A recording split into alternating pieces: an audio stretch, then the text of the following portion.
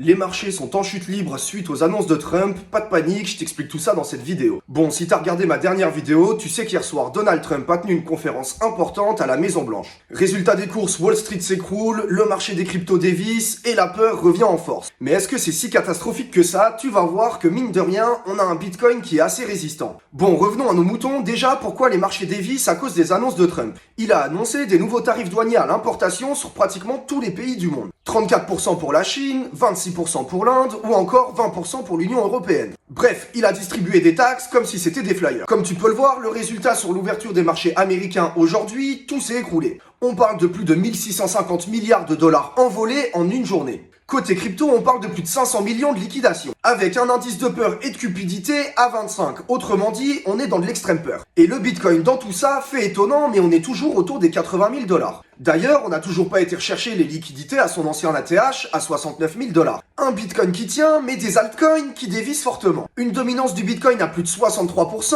et ça, c'est un signal super important. La dernière fois qu'on a vu une Bitcoin dominance aussi haute, c'était en décembre 2020, aux alentours de 73%. Et je te laisse deviner ce qui s'est passé ensuite, on a eu la plus belle alt season de tous les temps. Donc même si les marchés dévissent suite à l'annonce de Trump, en tout cas, le Bitcoin, lui, il résiste. Le prix des altcoins, quant à eux, sont de plus en plus intéressants. Ce qu'il faut savoir, c'est que tant que la Bitcoin dominance continue de monter, tu verras pas les altcoins monter. Donc certes, les altcoins souffrent, mais c'est la mèche avant le feu d'artifice. Et selon Polymarket, la probabilité de voir une récession aux USA en 2025 est passée à plus de 47%. Autrement dit, dans ce climat, certains commencent déjà à paniquer et à vendre leurs actifs. Mais comme Warren Buffett le dit, sois avide quand les autres sont craintifs. Car je te le rappelle, c'est dans les plus grosses périodes de peur et de récession que le marché propose les meilleurs points d'entrée. Donc reste lucide et pas paniqué. Et je te le rappelle, garde un œil sur la Bitcoin dominance, tant qu'elle continue de progresser, tu verras pas tes altcoins monter. Ça sera littéralement le déclenchement d'une alt season. Alors comme d'habitude, dis-moi ce que t'en penses en commentaire, si t'aimes mes vidéos, n'hésite pas à t'abonner, je te dis à bientôt, c'était Cryptosaur, ciao!